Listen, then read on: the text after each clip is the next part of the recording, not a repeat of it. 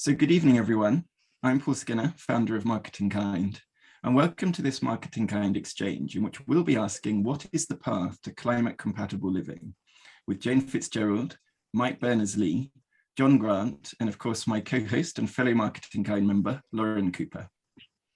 Tonight's gathering forms part of a series of gatherings that we have pulled together under the banner of Fair COP, amid the awareness generated by the upcoming COP26 in Glasgow. We have upcycled our skills in support of Dear Green Santa, giving children a way to express their wishes for the planet they will grow up in. We've discussed the priorities for sustainable marketing with Michelle Carville and Gemma Butler, the authors of the book by that title. And we shall be working with Thomas Colster, author of Goodvertising and The Hero Trap, to coach each other on how to inspire collective action. We will also be working on a practical example of eco-affordability with the social enterprise Toothbuckle in this month's Coffee with a Cause, whose founders we'll be hearing from later in our conversation this evening. You can find out more about all these gatherings and how to join at www.marketingkind.org. Wonderful. So in drawing inspiration, or in framing this evening's headline question, we drew inspiration for the idea of climate compatible living from the prior idea of climate compatible development, which was proposed by the economist Simon Maxwell through an initiative that I happened to be involved with him on a few years ago called the Climate Development Knowledge Network. Now, the idea of climate compatible development was to mark a convergence of action undertaken, firstly, to adapt to the consequences of climate change, to mitigate against further climate change, and to support economic development all as one. So any idea of climate compatible living has to recognize, firstly, that we need to find a way to live with a climate emergency that is already with us. A study published in Lancet Planetary Health this summer already relates 1 in 10 deaths globally to the climate emergency. 1 in 3 Americans has been directly impacted by an extreme weather event in the past year or so. And of course, in the UK, the Environment Agency has just released an anguished warning to England to adapt or die, perhaps fearful that the topic of resilience is too often missing from climate discussions. Secondly, of course, climate compatible living has to be about taking action to prevent the climate emergency from becoming unnecessarily worse. So we've already reached over 1.2 degrees of warming. We understand that at least 1.5 degrees of warming is now inevitable, but further increases beyond that, while seemingly likely, are not inevitable and will be likely to create impacts that could be exponentially worse. And of course, the race to net zero is an important part of that. And finally, any idea of climate compatible living has to integrate some idea of prosperity and fairness. We're very unlikely to solve all of our problems with a sort of lifestyle niche for a few people, but need to find fundamentally sustainable patterns of living and working that can reach, include, and attract all of us. So what might be the path to climate compatible living? And what can we as a community of business leaders, marketers, and change makers do to better help bring it about? We are in just the right company to find out. Joan Fitzgerald is a professor of urban and public policy at Northeastern University in Boston. In her fourth book, Greenovation, Urban Leadership on Climate Change, she argues that the climate strategies of too many cities represent random acts of greenness rather than integrated and aggressive action. She is now working on her next book, Cities and the Struggle for Climate Justice. Mike Berners-Lee has spent more time thinking about how to address the climate emergency as a whole than anyone we know of. He is the author of There Is No Planet B, a handbook for the make or break years, and of How Bad Are Bananas, the carbon footprint of everything, as well as co-author of The Burning Question. He is a professor at Lancaster University's Environment Centre, where he also runs Small World Consulting. You'll likely also know him from appearances in the BBC documentary Climate Change, The Facts with Sir David Attenborough, and even from Sky News yesterday, if you happen to catch that as well. And finally, John Grant is well known, of course, at Marketing Kind as one of our wonderful founding members, and has really been an inspiration and impossibly good example to so many of us. He is the author of 8 books on progressive approaches to marketing, including his latest, Greener Marketing, which ought to be mandatory reading for anyone joining Marketing Kind, but is also so engaging that you wouldn't have to make it compulsory anyway. So maybe we could make a start by inviting you each to give us a sort of brief opening take on your perspective on the question, what is the path to climate compatible living? And Mike, as Lauren says, you've spent perhaps more time than anyone looking at the climate emergency as a sort of everything problem in all of its dimensions. So maybe we could ask you to open the batting. Okay. I think the first thing to say is that it doesn't work to think about climate in isolation. Humankind is in this incredible situation at the moment. We're suddenly such a powerful species on such a fragile planet compared to everything we can do to it.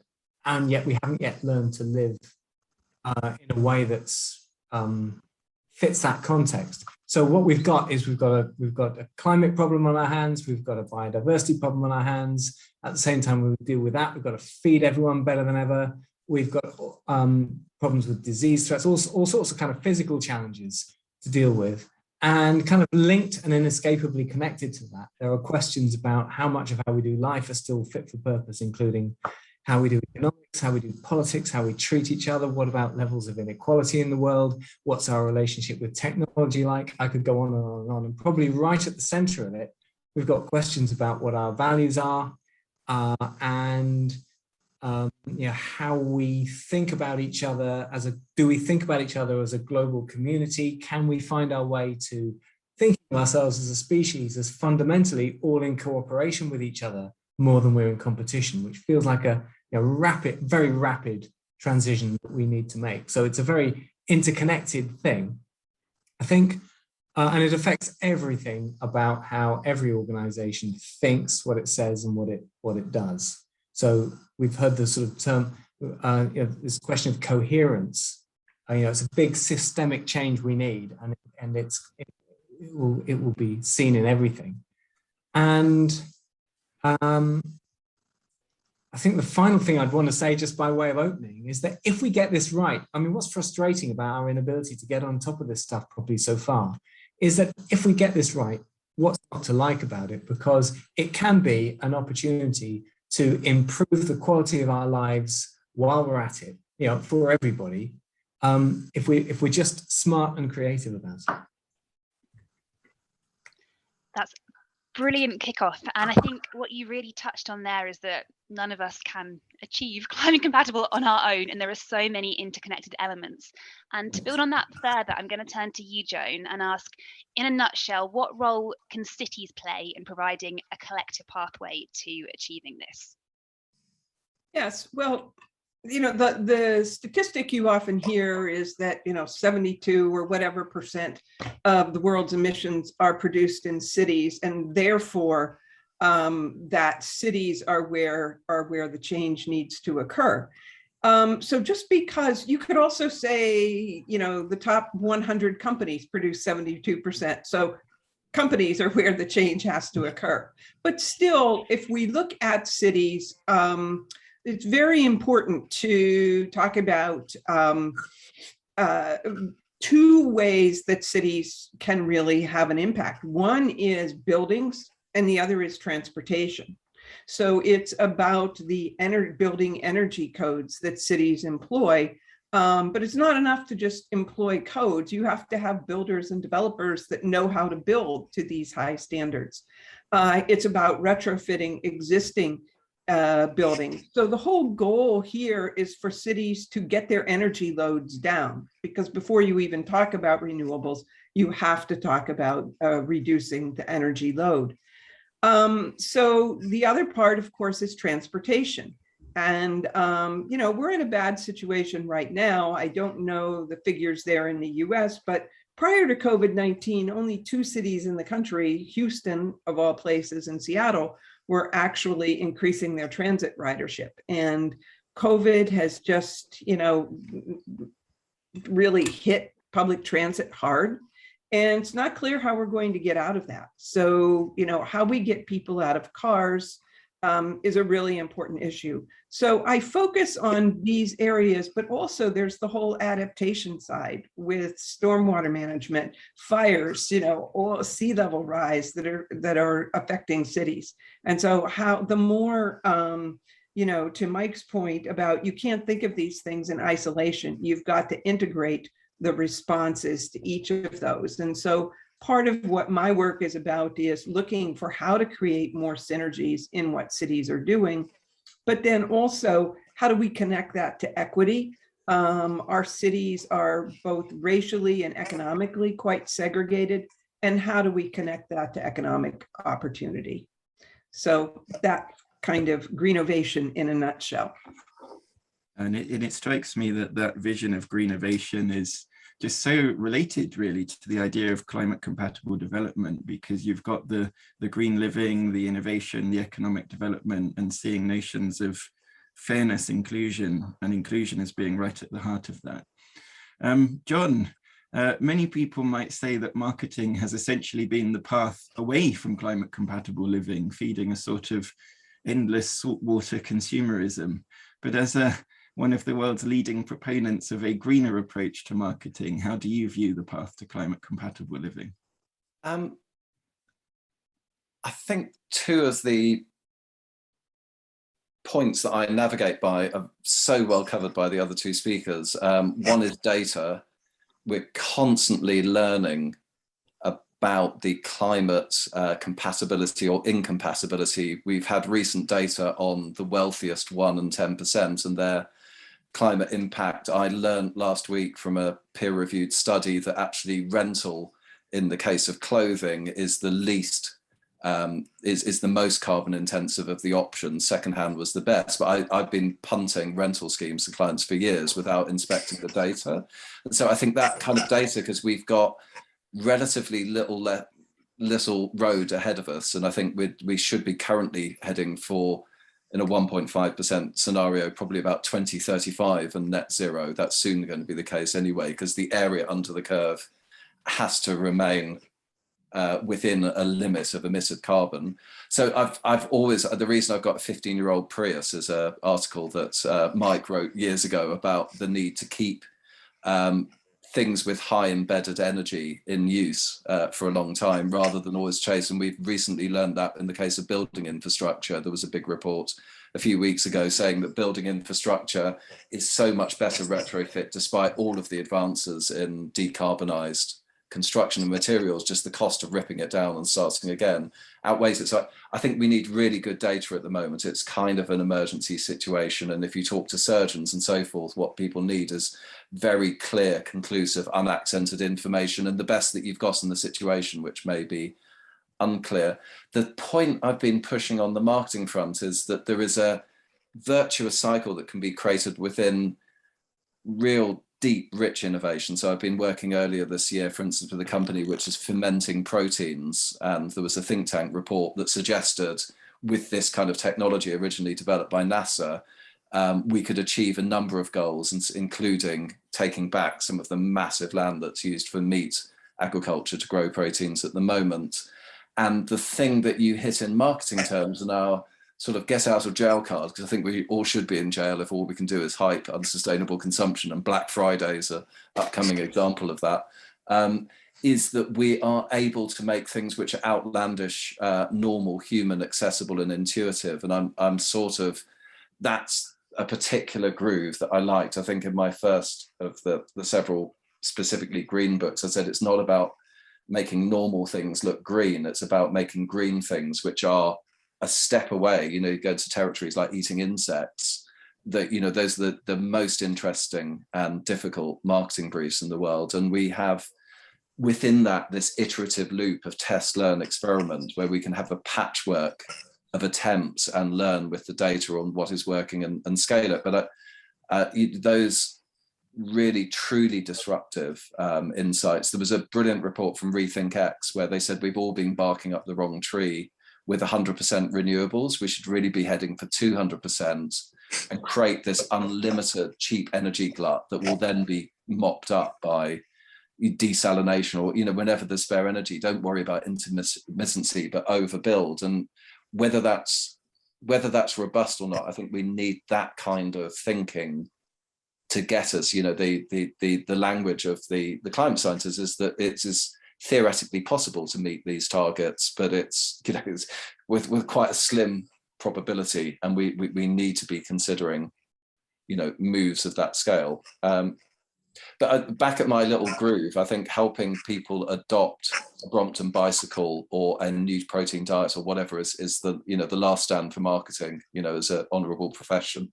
And there are huge industrialized versions of that within cognitive computing and other things, where companies are learning that actually having a purpose which serves sort of long-term human needs is a very viable and tenable position to base your strategy on, and then we can be servants to that.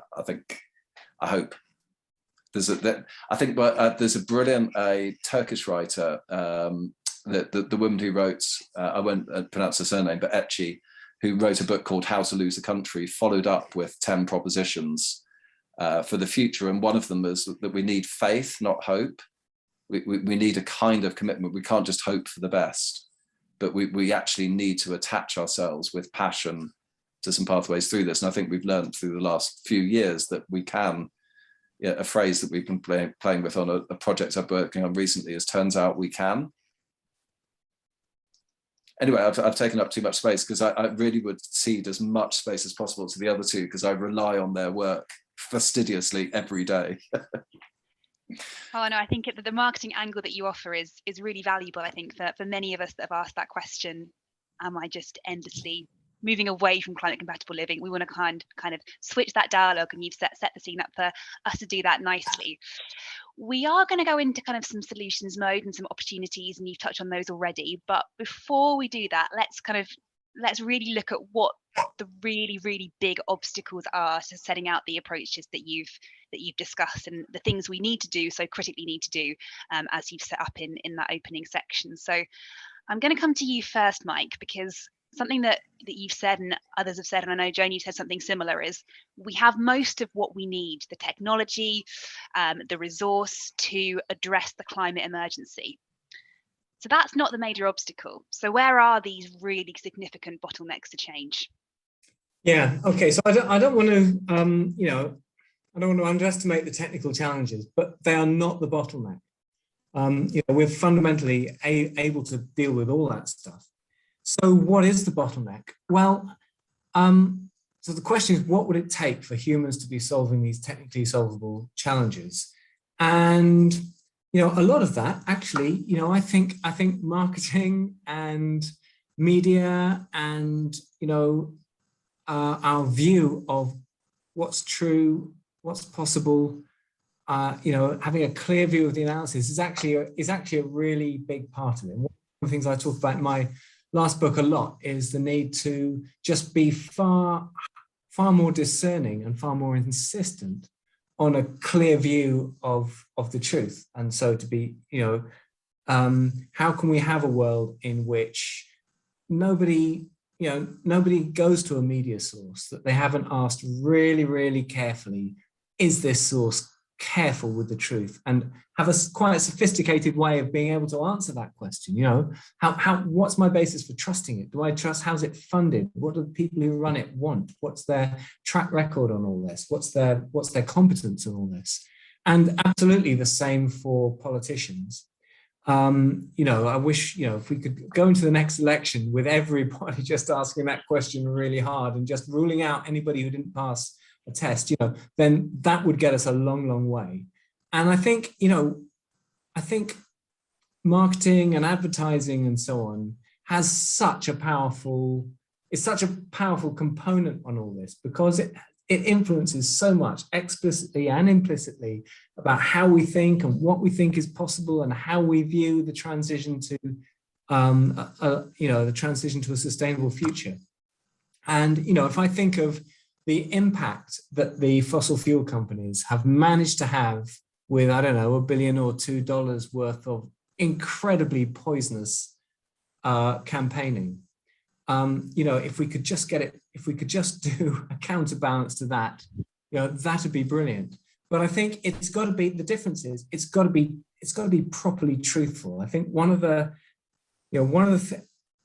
things I increasingly think is that we'll never get anywhere with this unless we can get a kind of cultural dedication to truth for its own sake, whether it's convenient, whether it's not convenient. Somehow we have to make that palatable, inviting and encouraging. I know this is challenging, but that's why I want to talk to people who know a bit more than me about marketing and advertising.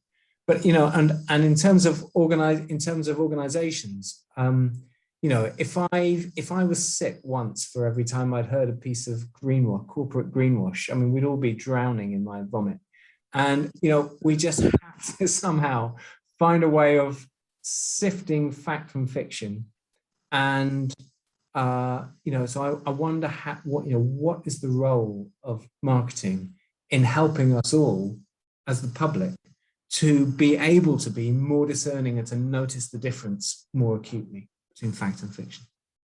You actually make me think, in accounting, of course, there's the notion of true cost accounting, which recognizes not just the costs that accrue to a business, but the total costs that might be associated to society and the environment of any action.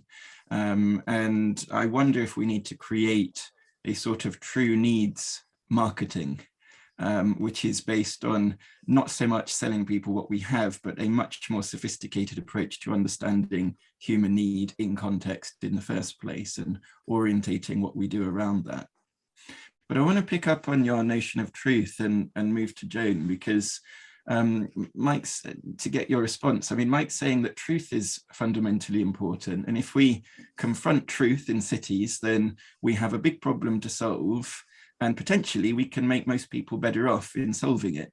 And yet you argue compellingly in your book that so many of greenness, rather than taking a true strategic approach that you would think confronting the truth would lead to. So on this topic of obstacles, where are cities getting stuck, and what stops a city from being able to address the climate emergency in a more strategic way? Oh, it may be on mute. I think there's two aspects to that question about obstacles for cities. And I would argue the biggest obstacle that we're facing is political.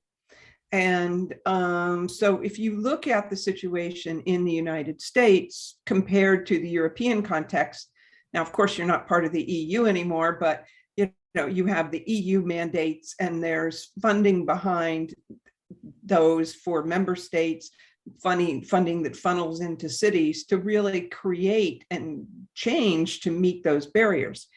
In the United States, the biggest obstacles, again, are political, but let's start with the oil companies. So you have cities, for example, trying to ban fossil fuel hookups in new construction to electrify everything.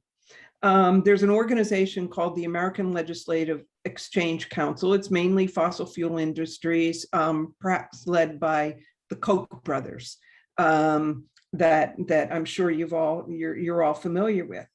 They write legislation in red states for legislatures to preempt what the city is doing. So cities have no powers that aren't given to them by the states. So if a city says we want to do this, the legislature, fueled by fossil fuel money, says, sorry, you can't do that. We want to ban plastic bags. Sorry, you can't do that. And so many of the big items that cities could do are preempted by red legislatures. Similarly, Massachusetts, I live in one of the most liberal states in the country. We had a climate bill that was going to allow cities to get to net zero in construction. And it was the developers, the building industry that came in, got to the governor and said, oh my, we can't do that. The cost of housing is going to go up. We'll not be able to address affordable housing. The governor vetoed it. It eventually got passed, but there again, a political boundary. So if you look at President Biden's $3.5 trillion infrastructure bill that has equity and it has trade policy and economic development built into it, we couldn't have asked. And I think many of us were surprised that we got such a progressive piece of legislation. And what do you have? 2 Democrats holding it up. So you have Joe Manchin in West Virginia, whose funding, mostly comes from the coal industry. But yet, an article in the New York Times today about West Virginia drowning with all the floods and holding this up. And Kristen Sinema, who's just a crazy woman in Arizona. But anyway, the point is, now they're talking about 1.9 billion. And they're going to have to get this through politically because Biden's, sinking like a stone in popularity. But all the good climate stuff that was in there, it's going to be gone. And so, that's why I think, you've got those political barriers that are the impediment to action. And the second part of that at the city level, I think, is there's this tendency to let's go after the low-hanging fruit, not thinking big in terms of the kinds of social transformations that have to happen.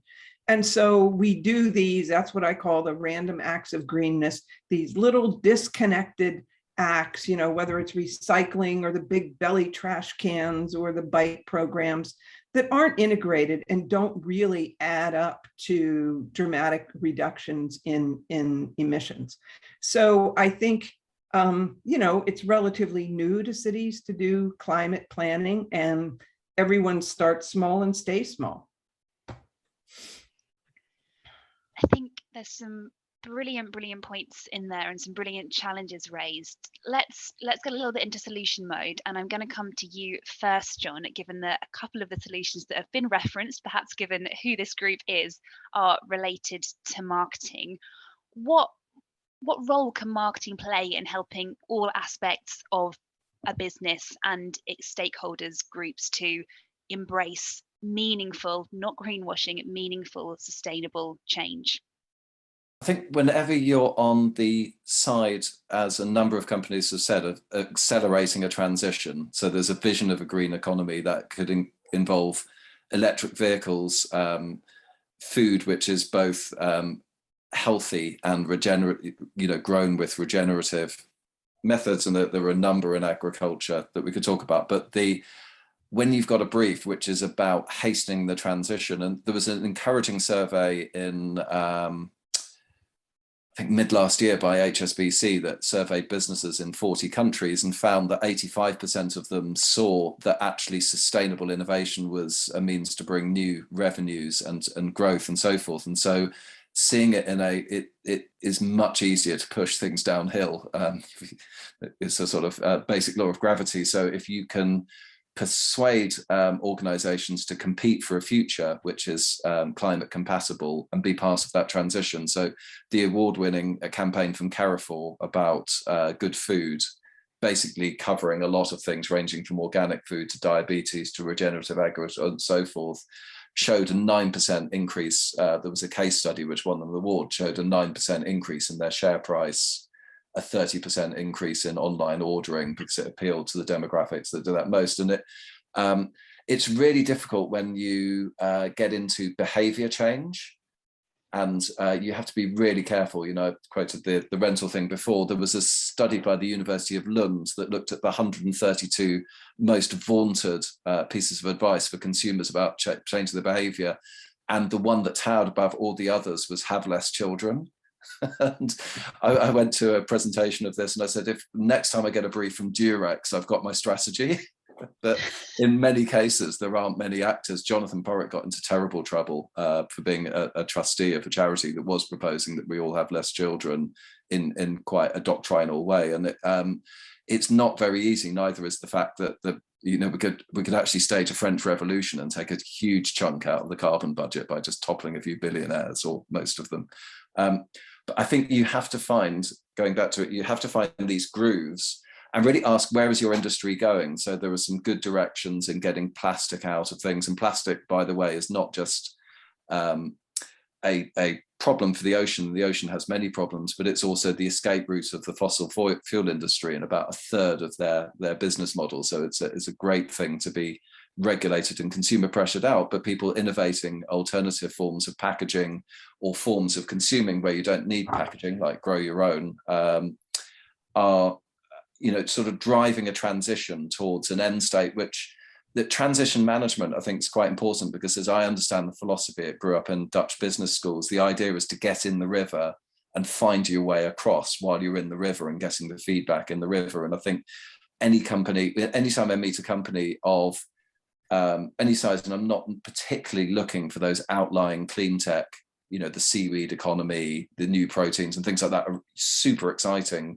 But as Mike said, we can get here without necessarily green hydrogen and other things. There are closer technologies which we can apply at scale. But any company which is accelerating the direction in that direction, I think, is the great brief to jump on. And then marketing, I think, good marketing can add maybe 10% to that acceleration by, fueling word of mouth, making concepts framed well so they become intuitive and positive, and sort of finding the right audience to seed it with, and all those things that we do every day. And I think we just need to, in a way, we need to pray for good briefs, because I don't think the skill set changes that much. We just need to apply it in a more constructive way. I think it sounds like we need an approach to marketing which is sort of about cultural innovation, in a sense, and is about helping us to relate to each other, or to find the experiences that we want with each other and create the impressions we want to create, but through a different set of means. Actually, Mike, in your book, you write very persuasively about the need for a new mindset, the need for a new set of thinking skills to deal with this century's problems, and also the need for a rise in global empathy. And that sounds so relevant, because so many of our problems require us to factor in a consideration for people whose lives we know nothing about, for people we won't meet, for people who seem remote and far away. And I'm all signed up for living in that world that you describe, but what mechanism can we turn to drive an increase in global empathy and the kinds of mindset changes that you advocate for?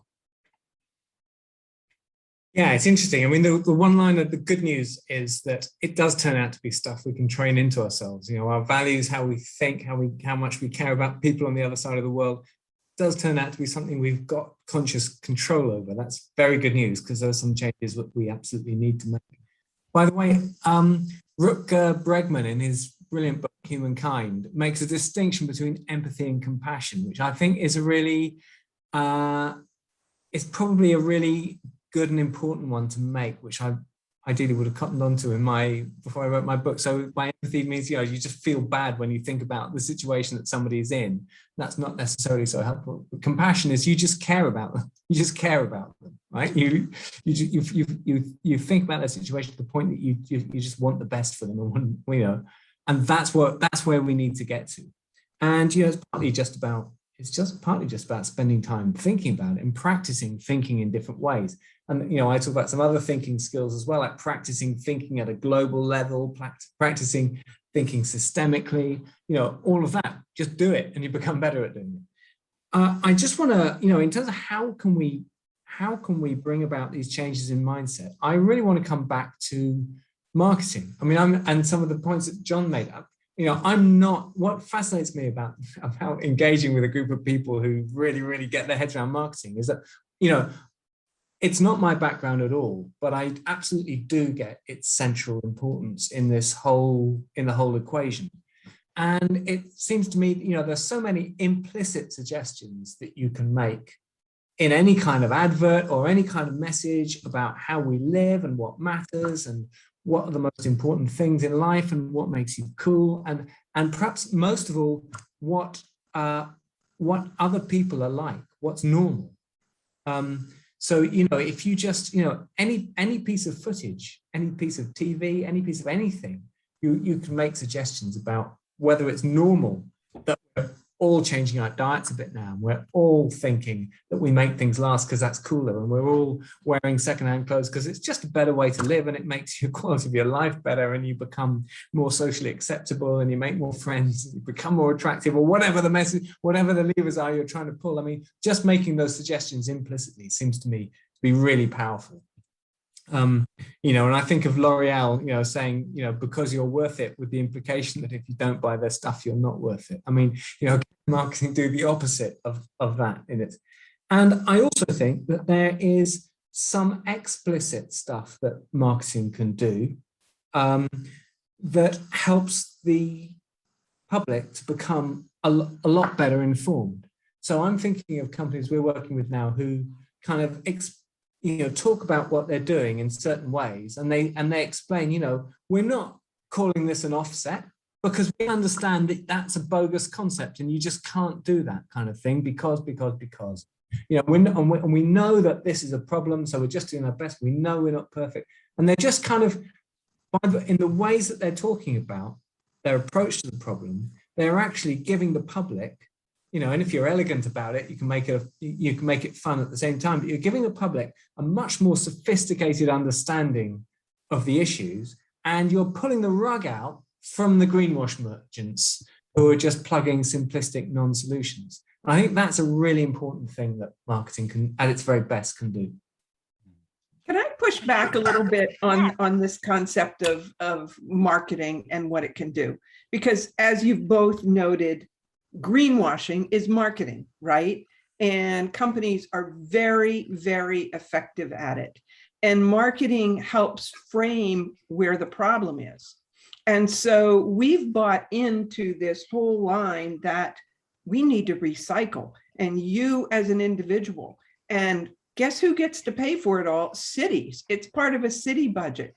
And so there you have these companies producing all this stuff, and no one's talking about that's the problem. So if you look at producer responsibility, which says, yeah, you make this, you take it back, you recycle it, or do whatever you do. If you want your products in plastic, you're going to pay for it, not the city.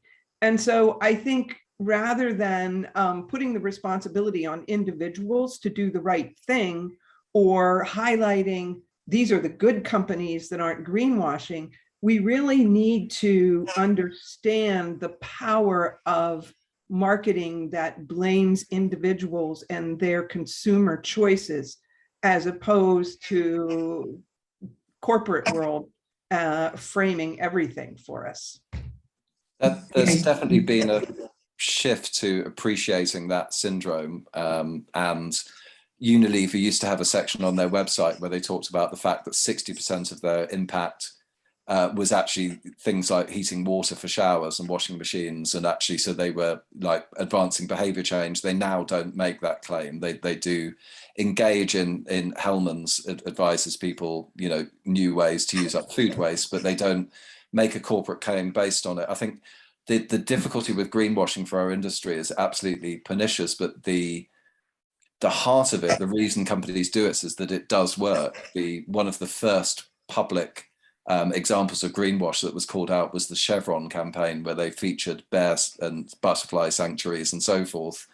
And it was rightly called out. The butterfly sanctuary cost them $500, and they spent $5 million on an advert. And the sanctuary was in a polluted bay that had been made difficult for species like butterflies by an oil spill. So it was like a terrible backlash story. But before all of that came out, that campaign won an Advertising Effectiveness Award, an Effie Award, because it was so persuasive. And people love nature. So if you feature nature in your commercials, and people have been arguing for years, things like, you know, using words like clean or natural or so forth to sell things which are really quite poisonous. I think the one obstacle that existed 20 years ago, which has shifted, is our community, our marketing community. You're in a debate with a group of people called Marketing Kind, and it was quite a small community 20 years ago. I met Jonathan Porritt because he hoiked me and a few other people from the industry onto a committee called Limited Edition, because in his experience working with corporates, it all ground to a halt when they got to marketing, and they wanted to go for those oversimplified glib truths that, you know, the greenwashing that Mike spoke about, and not really engaging we're shifting the model of the industry in the way that he was trying to. This year at Cannes, 75% of the award winners, as picked by our peers, had some kind of social or environmental purpose behind them. And I think there's been a real shift when I meet younger people in the industry. That really gives me hope that people expect to work for a company that does honourable, decent work that aligns with their values, and no longer that there's definitely a spectrum. I gave a talk to a bunch of agency bosses about their positioning recently, and one of my segments was called Somebody Has To, and there was a dirty tail end of our industry which will take any brief for anything because somebody has to. But that used to be, you know, when I started out in the industry, most agencies, including the one I worked for, would take cigarette advertising and would in the present day have taken oil and anything else on, because it was, you know, it's business, you know, you can contribute to Greenpeace in your spare time. And now one of the dominant mindsets in our industry of the people that are producing this stuff is that actually it isn't okay to greenwash. I think there's still a big education gap. I almost want to take a chip from Mike's brain and plug it into every strategist, because I think there are some big missteps that are made where we go after something attention getting, but which actually doesn't line up with the data about what is really impactful. And we always have to be watchful of the point that was just made, that companies should never cede their responsibilities, neither by offsetting or asking people to recycle their plastic bags or anything else. We all need to make progress, but we shouldn't lock people out of it. And there are substantial things that people could do to do with where they put their pension, how they decide to travel, their home, you know, things like domestic heating, you know, the substantial things that an individual can do that are consistent with their own dignity and their own values to, you know, to want to contribute. But you're absolutely right. We need to slam the door on passing it to, you know, just get, you know, keep flying, but buy one of our offsets. Yeah. So I think, you know, at its best, you know, it's clear at its best, marketing can have a really positive impact, and it absolutely isn't about shouldn't be about shifting all the blame onto the consumer. And I know that's a cheap trick that's, you know, been played a lot.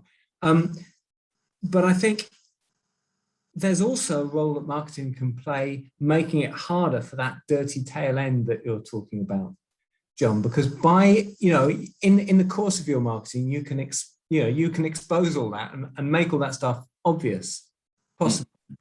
I think I just want to talk about, very often I have a sort of kind of a conversation with companies who, you know, they want to do the right thing, and we explore what that looks like, and usually that's a bit more challenging than they first thought it was going to look like. And then they want to talk about it in a way they think is going to be really engaging, and then we usually have, you know, quite a bit of a conversation about what can you say, how can you find a way of doing the right thing and talking about what you're doing in a way that is actually genuinely authentic and is truthful and isn't misdirecting of attention. You can't say this because it's not quite true, but you could say this, and you don't have to say that. You can just say, you know, and we have that, and it's a kind of it's a question of just the depth of thought that goes into it, because I think very often, you know, it's easier not to look too hard, right? Not to look too hard at whether something's greenwash or not. If it sort of sounds like it's a good idea, then, and you think the public will be receptive to it, then you just go with it. And I think the challenge is for marketing very often is to just go deeper and ask hard questions about whether this is really helpful or not. Yeah. Listening to you all, I'm reminded of a rather further ago marketing case study of the Prussian royal family in the War of Liberation against Napoleon, and they urged everybody with gold and silver jewelry to send in their gold and silver jewelry to fund the liberation, the fight to liberate Prussia from Napoleon. And they were sent, in exchange for their gold and silver jewelry, iron replicas of the jewelry that were inscribed with a message suggesting that they'd done their patriotic duty. And so what was interesting, of course, is you'd replaced showing your status and how well you'd done with gold and silver by showing essentially the same thing, but in a more meaningful way with iron. And I think that we need to find that kind of narrative approach again in marketing, because as you all say, we can relate to each other in such positive ways that don't depend on this ever more material consumption and ever greater emissions. So that seems really important. Joan, I was listening to the Mayor of Manchester a couple of days ago at the Greater Manchester Sustainability Summit, and it's clear that mayors, outside the problem of lobbying that you've mentioned, but leaders can go as far as their people allow them to go, and as far as people demand for them to go. So in your experience, what are the narratives in cities that enable leaders to be that much more truthful and ambitious? You know, one of my favorite cities, European cities in this regard, is historically has been Malmo, Sweden. And at the time, this was, you know, back in the late 90s, the mayor had this vision of, you know, this old shipbuilding industry. We're going to become the greenest city. Well, of course, every mayor says that. We're going to get a university. We're going to be more connected with the bridge that connects them to Copenhagen. And it was just this, you know, not low-hanging fruit. This was a huge vision that really inspired people. And so that's one thing I think that's really important in mayoral leadership, not to just engage in, oh, we're going to be the greenest city in the world, you know, and there's a lot of competition among mayors to do that. But it's really hard to engage people in a vision. And so right now we have a mayoral race that's about 2 weeks out in Boston. And the candidate that's leading to open her campaign came out with a Green New Deal for Boston. And it's very aspirational, but also very practical in the specific ways. And I think there again, it inspires people. And so I think the mayors that I look at that have been really successful are able to do that kind of inspiration to let's think of things we never thought of before, which isn't to say, you know, that the mayors have to be the ones to practically, you know, make the changes, whether it's regulatory changes, you know, ordinances and so forth. So there's a very practical day-to-day aspect of it, but there's a very visionary aspect of it. And I think one of the things that we're seeing on adaptation to climate change are just these various let the water in solutions, like the Dutch do, and you know, just totally revisioning how water flows through a city. And again, people see that and get inspired by it. So that's what I would argue. I think there's been so much in this conversation from each and every one of you that I have taken in a personal reflection, whether it's you talking about what a mayor needs to do or Mike and John, the conversations that we've had around marketeers, is that actually this values piece really is at the heart of it. If you've got a marketeer that is committed to truth and doing the right thing. When I started my career, I saw just fresh faced out of uni, I saw the two things separately. I went to work, I did loads of volunteering and working with kids because that was passion in my daytime, in my spare time. And actually Marketing Kind has been the organization that has shown me that you can do both. And if we can inspire marketeers and give them the confidence to have the values that they want to have, particularly when it comes to climate change, but also more broadly, and then express and lead that change in the organization. And therefore the end results are based on what is right, not what is right full stop, not what is right to make money. I think we're into a really, really interesting territory. And on that note, John, I wonder what advice you would give to a marketeer looking to transition to greener marketing and perhaps have an impact in their business to that effect. I'm actually going to ask for some advice. I'm working on something. There's a workshop in a couple of weeks' time that the Design Council are hosting as a sort of fringe event at COP26.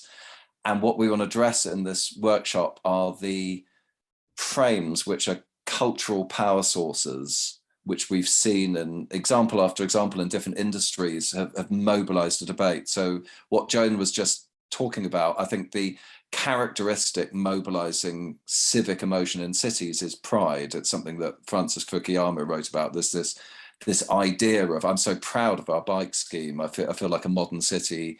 You know, Berlin's so proud of its lake swimming and parks and so forth. And I think that's a mobilizing force. Biophilia, people's instinctive love of nature, is a mobilizing force. And actually a raw sense of truth, justice and transparency and rightness, you know, is the spine of many a great sort of legal drama, and is again, and I'd invite people to join me, because I'm thinking there's about 7 of these. I don't know why, but that's probably what can fit into a workshop. And I'd love to debate with the community what some of those power sources are, because, you know, taking biophilia, for example, that was a very live component in the 2 briefs that I was working on this week. Earlier this year, it helped us unlock some new thinking when I was working with a telco who found that their scientific announcements about carbon neutrality and whatever was well received, weren't really inflaming their audiences. And we started moving towards people's instinctive love of green spaces and looking at ways that they could engage there to extend what they were doing, and actually in line with quite a few of their programs too, but as a hook that would really, you know, involve people and get people in this conversation. So, but my advice, if I distill that into advice, would be look for those cultural power sources, but make sure that the thing you're attaching them to is absolutely solidly researched and is a gain for humanity, not just for your brand. I want to pick up on a couple of comments that you made, Mike, about at the start of our conversation about the need to become fundamentally more cooperative as a species. And then you kindly, from my perspective, rate marketing's chances quite highly as being a vehicle for unlocking the kind of solutions that we want to see. But the challenge is, where will that marketing come from? One of our members, Roy Sandbach, has been advocating for more common cause marketing recently, for example, on the basis that a lot of the kind of benefits we're trying to unlock are not just for an individual business and its business model, but will benefit many businesses and have benefits that reach across society. Another of our members, Rory Sutherland, has pointed out that governments tend to be rather blunt in their mechanisms of incentive. They either use law and legal compulsion, or they use the bribery or punishment of the tax system, but they don't do that much to induce voluntary participation in social good. So I'm kind of signed up to your vision of marketing, Mike, but where can it come from, and how can we, what kind of new partnerships or new sources of marketing might we need to turn to or create? Okay, so I think the first thing I want to say is one of the things we perhaps haven't talked about enough yet is vision, because one of the things that we're really missing, and it's something that's holding us back, is I don't think most people, probably me included, none of us has a strong enough vision of how the pathway to a more sustainable way of living can be better. Right? How it's not the hair shirt that everyone can very easily imagine. Everyone can very easily imagine what it would be like not to be able to get in a car and not be able to fly so much and blah blah blah blah blah. But that's easy, but have we got a really strong and compelling vision of all the things that are going to be better about this new way of living? And I think that's something that, whether you're doing, an advert for a product or whatever it is, I mean, that feels to me that that's something that almost every bit of marketing maybe has some sort of opportunity to help build up. In terms of, and I think you're right. I think governments haven't done anything like enough of that visionary stuff, and I don't think our government at the moment has even got that vision about how this is the way life could be better. So no wonder they can't market it. I'm not quite sure not quite sure if I've given an answer to all of your question, but that's possibly the best I can do. So was it Einstein who said that it's best to spend longer further understanding the problem? And I think you've definitely helped us to further understand the problem. And if we can crack that nut, because I think that, reading your book and reading all of your books, I think we all have a sense that life adjusted to be climate compatible can be a better life. So each of us can benefit individually. Capitalism doesn't help us understand what people want. It helps us understand what people will pay for. And somehow we need to unlock as powerful a mechanism for understanding the totality of what people want, and then basing everything else more powerfully around that. So I think that is the possible nature of the brief for us.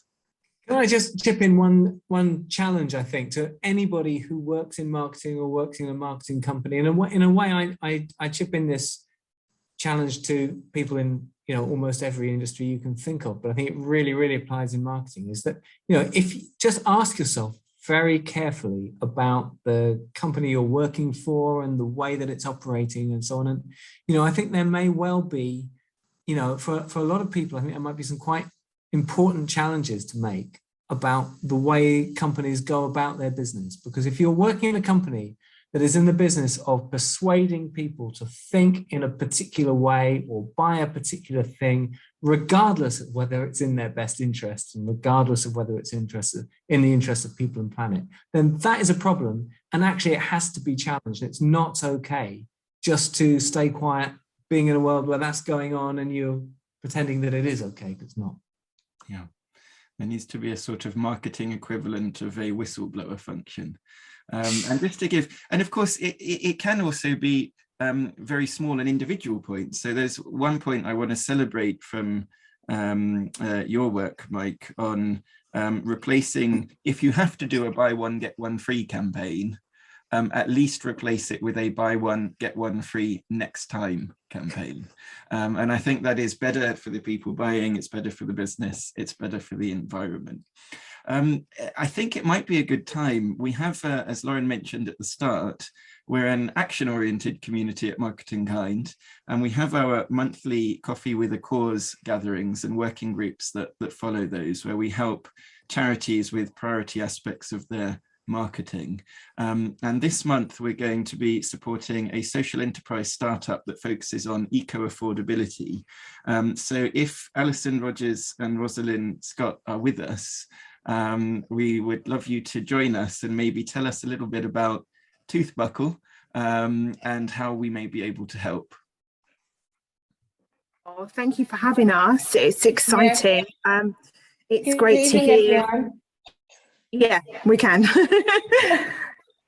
Great to hear all the information that's been spoken about today as well. It really gets the brain going as well, and thinking about where you fit in this whole, sustainability journey. I guess we'll kick off with a little bit about us and about Toothbuckle, the brand. Okay, yeah. I think. Yeah, go ahead, Ros, you start. I can do that. Thank you again, guys, for having us on. Okay, so ours is a kind of personal journey. We worked for 2 large airlines, me for British Airways, Ali for Virgin Atlantic, and we did that for many, many years. So we saw the plastic problems firsthand. And looking at that, and obviously seeing that was a worry to us, but it was a subconscious worry. But the more important thing for me at that moment, being a germaphobe, was the fact that I had this plastic toothbrush and a plastic cover that I was using, and I had one in my hold luggage, I had one at home, maybe I had one somewhere else, so I had a few. And I just thought to myself, you know what, I wish there was some other way of me not having to use this, because it wasn't really a great product. The other side to that was that I had to have a cover, because obviously I'm traveling around, going to loads of places. I'm like, okay, well, I like to have my toothbrush covered.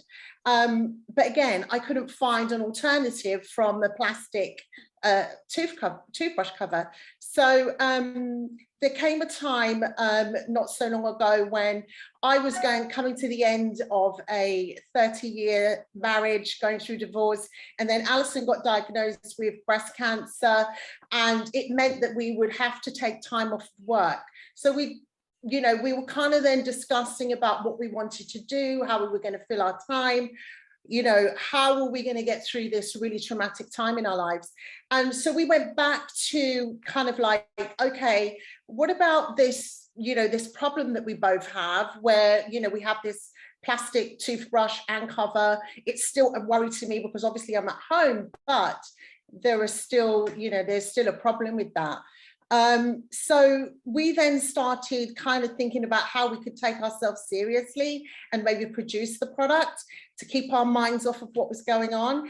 And we then sat in the garden one day, sun shining, and we started sketching it out and saying like, how would we do this? We said like, okay, we're just going to go for it. We don't have a business background, but what we do have is time. And we need to now focus on something that's outside of ourselves. So that's how the journey started. We did all the research, because it does start at that level. How big is this problem? And so, yeah, that's basically how we started. Wonderful. And then it's kind of evolved over a period of time. I think myself and Roz were at that time where people weren't talking about sustainability really. It was kind of, over there somewhere. And as at that point, we kind of were like, is this an opportunity to educate people on what they're buying and moving away from plastic? Since then, we're at this point where it's kind of like hot topic right now, which is great because I think that it needs to be at the forefront of everyone's minds. But then how do you include ordinary people into the conversation? It's great. We see, whether it's you follow kind of, you're passionate like Insulate Britain, or, you're ready to stand out there and be an activist, that's great. But how does it resonate? How does the messaging resonate with the everyday person? The person that's a mum, the person that's a dad, the person that goes to the supermarket and is making those choices. Since 2017-18, we realized that, 38% of consumers now are thinking about conscious purchases. So that's where we kind of come in with our product, because as people are going into the supermarket, as they're going through their weekly shops that they do day in, day out, what choices do they have? Is there a sustainable option for them? We've still got shelves full of plastic toothbrushes. And as we pointed out earlier, people are creatures of habit. So we go for the easy choice. But I do think there's a huge amount of responsibility to be authentic with what you're producing, and also to work with these big companies to kind of say, well, listen, the consumer is ready to make those changes. A small business like ours, we struggle with finances, the usual opportunity, access, getting in front of the right people and shouting about what we do. But how we've got around that with Toothbuckle is that we've started our business from an authentic place, because the plastic problem was in our faces every day. 500, 600 passengers getting off of a jet, leaving all their plastic behind, and then another 500,000-600,000 getting on these big, Boeing 747s, again, another set of plastic. And that's just one flight going back and forth. So it really was in our faces. But yeah, so we are an affordability purchase, because I think there's a little bit of a stigma around the fact that if you say sustainable, does that now mean more expensive? That's the sort of choices that people are making in every day when they're thinking about purchases. So making our products in the affordable bracket makes it more realistic that consumers can put that in their basket and make that a choice. We also stand by the fact that we want to be reusable, because part of sustainability is that, the big fast fashions and everything else, you buy it one day, next week you wear it once, and it's, you know, you put it through the wash and then the next it comes out the other and you think, oh, I can't buy that I can't wear that anymore, I need to buy something else. So that's really important to what we do, and how the product then goes from home to travel, back to home, back to travel, and that kind of thing as well. I mean, we don't have all the answers, we're a startup, but we are wanting to learn. And we also are reaching out to partners that have the same ethos and commitment as us. We work as a social enterprise, so we work within our communities and we partner with small charities.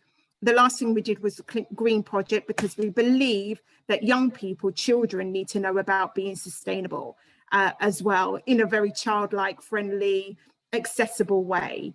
And then the other thing, if I could just jump in, Els, the other thing is that working with Marketing Kind helps us to translate the message. Okay, so we've been on, should we be talking more about sustainability or the benefits of the product? Well, and finding the balance, because we don't want the messaging to get lost. So we were so happy when Marketing Kind said, you know what, we think we can actually help you here. So we're really excited about, you know, including regular, ordinary people about making sustainable choices, everyday choices. They don't have to be, you know, right now, it doesn't have to be like we can change a boiler, it's going to cost you £8,000. Right now, you can actually walk into a supermarket and have something that you can take away with you right there and right then. So this is the kind of messaging that we want to get across to our customers. And lastly, then, to tell them that, you know what, if you can afford to buy it for yourself and for your family, then maybe it would be a good idea to give to, you know, kind of like a food bank, or, you know, kind of help out your neighbor. So it's about community as well, you know, involving everybody in the conversation, so the people in the middle don't feel that they're left out. You know, you either have to be this activist or you have to not care at all. What about those people in the middle? That's basically who we are. That's wonderful. So it's a great opportunity for all our members to get involved in a live example of making the transition, not just from to eco-luxury, but to eco-affordability, and to reaching a mainstream and to spreading a sustainability message through a wonderful new social enterprise startup. So I encourage everyone to join us, and Ali and Roz.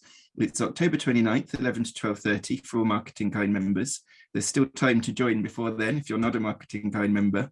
If you are not joining, but you have some idea for how you can help Roz and Ali, then do get in touch through the website and we'll connect you. I want to take a brief moment as well. We're unlikely to exhaust Mike, Joan and John's available wisdom in one conversation. So if you want to take a deeper interest in their work, or a further interest in their work, highly recommend There's No Planet B. One of the most somehow brutally honest and yet inspiring and uplifting books on the climate emergency and how we can take action on it. I have learned a huge amount from Joan's books, of course, the most recent of which is Greenovation, also before that Emerald Cities, and I'm looking forward, Joan, to your upcoming book on climate just cities. And of course, we are an action-oriented group at Marketing Kind, so we don't just like to read books, but to take action based on their advice. So Joan talks in Greenovation about an NGO in King's Cross that has supported the redevelopment of King's Cross called Global Generation. They're a community outreach group in London and have been a key part of the sustainable redevelopment of an important part of London. And so our first hybrid in-person and online Coffee with a Cause will be with Global Generation. Pending scheduling, Joan has said that she'll join us for that, which I believe will be the last Friday of January, 11 to 12:30, as long as COVID allows us to be in person at that point.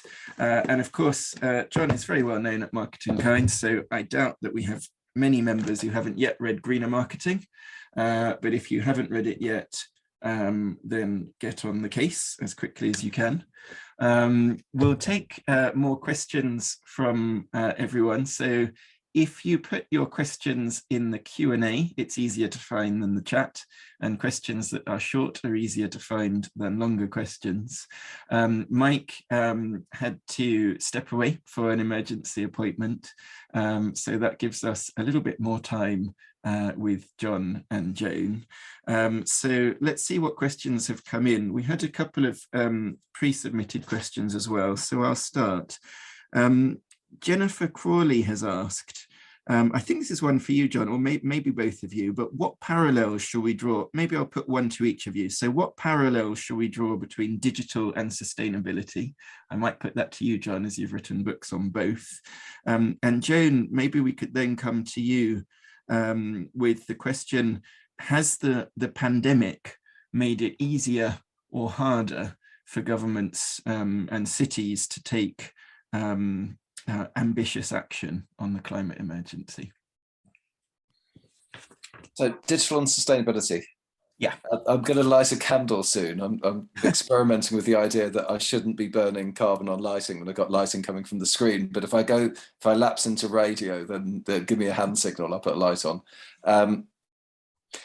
Well, I think there's numerous parallels. I mean, digital was the last big paradigm shift to hit marketing, along with some aspects of globalization and some political changes.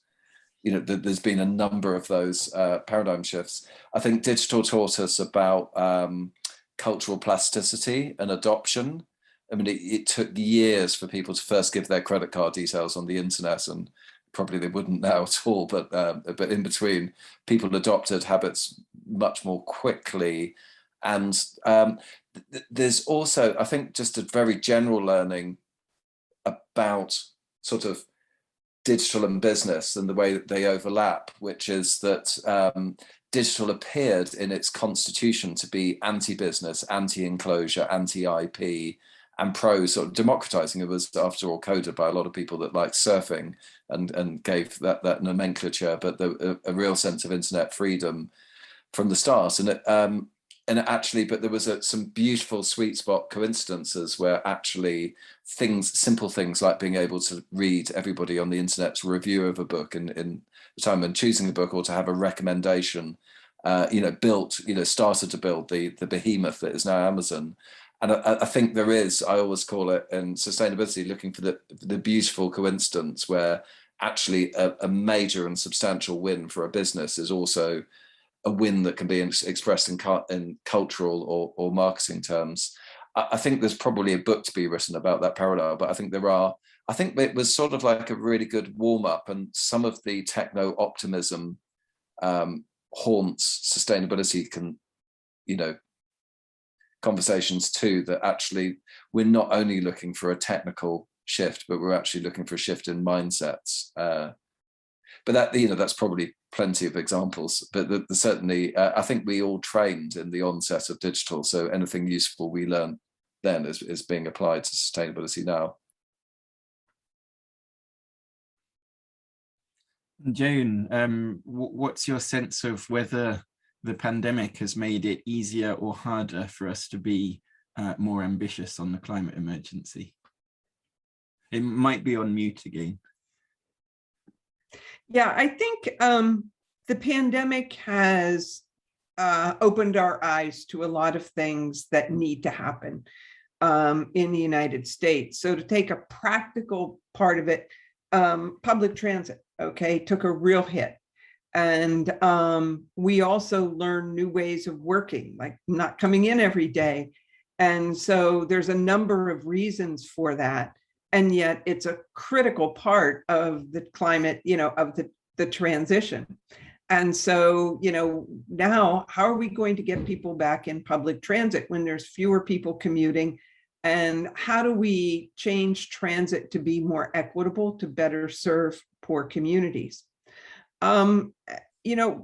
The social transition that happened in the United States under the pandemic, there were two things. One, the murder of George Floyd was just this touchstone, after a series of white cops killing Black people in poor neighborhoods. And it led to the Black Lives Matter and a real opening of consciousness on racial issues.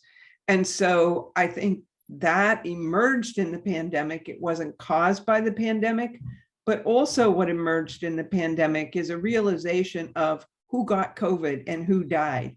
It wasn't, college professors who sit in their studies at home and work. It was the frontline workers who had to go out regardless and put themselves at risk and take public transit. And those workers then who lived in crowded working conditions and go back home and infect their families.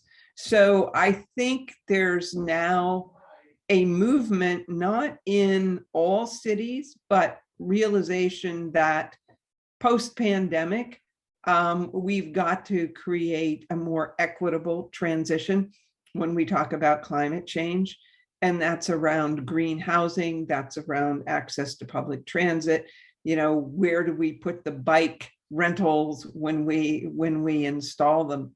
And so I think during this period of the pandemic, that realization is going to make it difficult to, business as usual kind of approach to planning. But, again, going back to my earlier comments, the political forces, this is a very, very divided nation.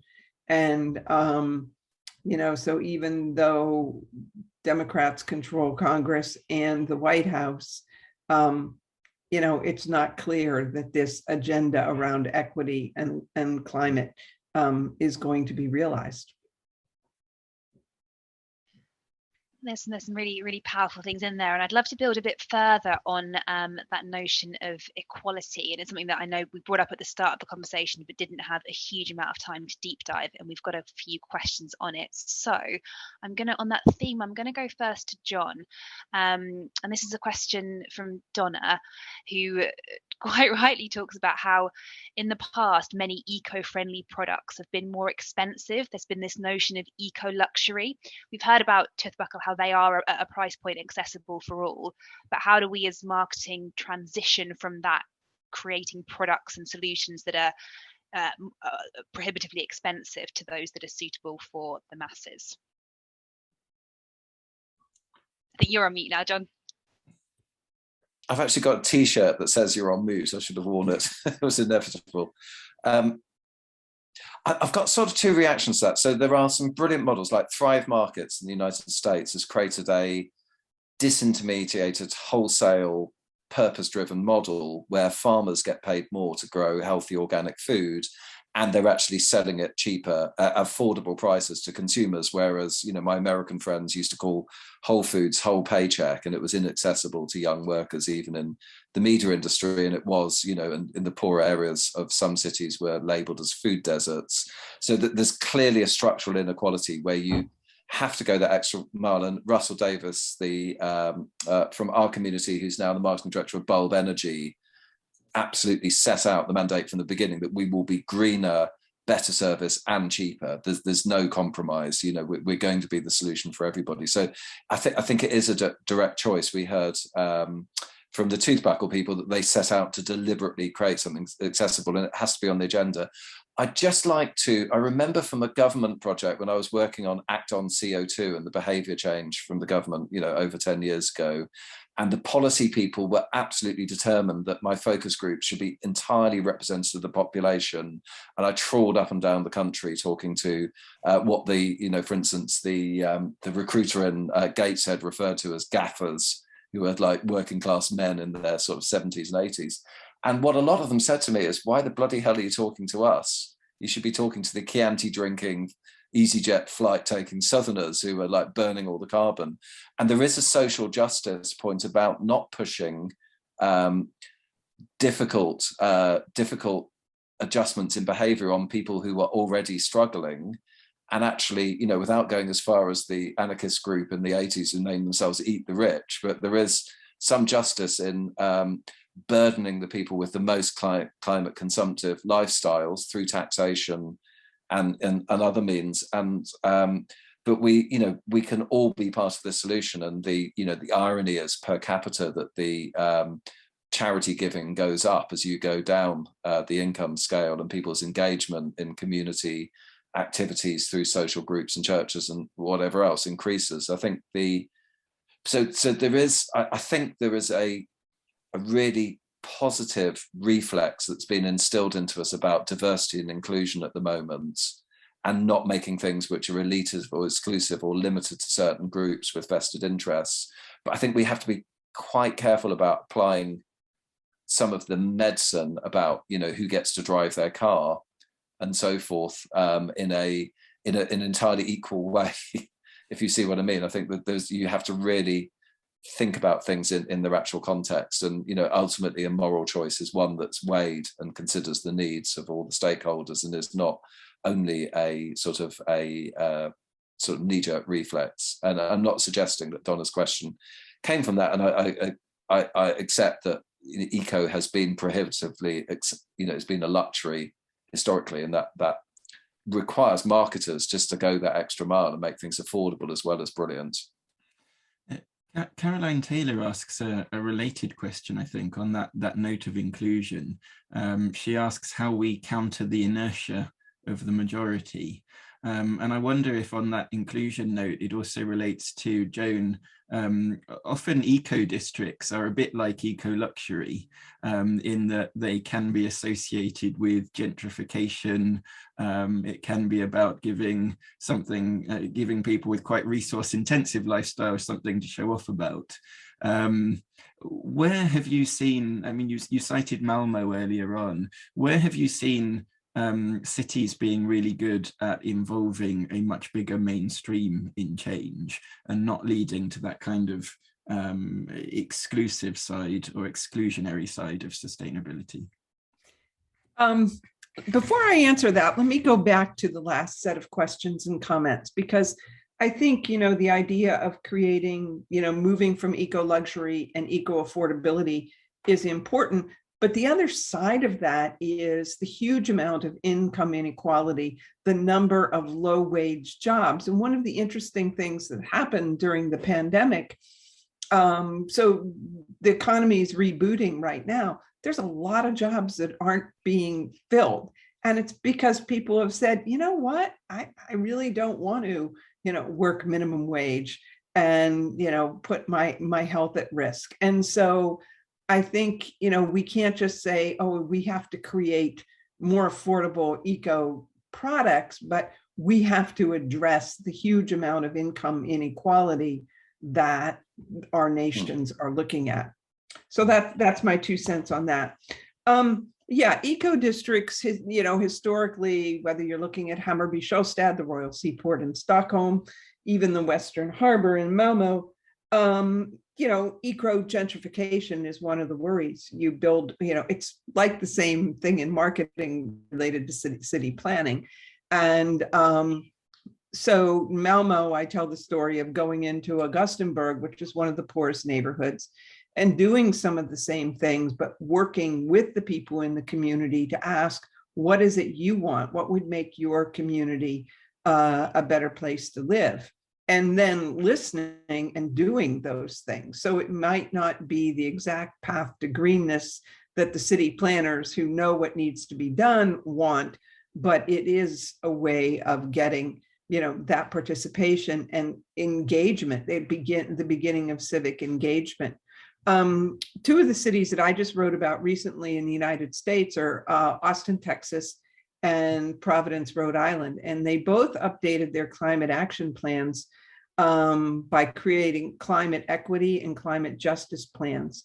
And in Providence in particular, one of the aspects of it is creating green justice zones. So if we look at the history of policy that has created poor neighborhoods, polluted neighborhoods, and say, okay, what can we do to undo that? Working with people, that's going to be the first priority of our climate action plan. So I think this concept of a green justice zone where you apply all aspects of your sustainability agenda, green affordable housing, access to public transit, puts, you know, some of the bike services in there, green stormwater management around which you create job training programs. those are some of the things that I find most promising. And of course, the dilemma in all of them is, how do you create change without creating gentrification? And that's always the dilemma that faces these kind of initiatives. I'd just love to echo what Joan said about the minimum wage. When the new CEO, the incoming CEO at Body Shop after the Natura takeover, which I regard as a hugely positive thing, he went through a whole purpose exercise with his leadership team for some months, and they agreed a statement. And then his first action was no more minimum wage. He said, we can't carry these words whilst paying people in our shops a minimum wage. We have to pay at least a living wage. And he said it was a tough time for us, and it cost us 2 million to do that, but that was just, nothing else makes sense if we're not consistent with that. To Caroline's question, how do we counter inertia? The answer is sufficient force. The force of the Attenborough documentary and the compelling images, emotive images of turtles stuck in beer plastic and other stuff, beer pool plastics and other things, compelled world governments to make change, and there was no inertia on that issue. It became a very popular movement. And I think we just need, at the moment, I'm talking to a lot of clients about, is actually, whilst we have to tread through the minefield of greenwash, this is not a time for timidity. We have to be bold.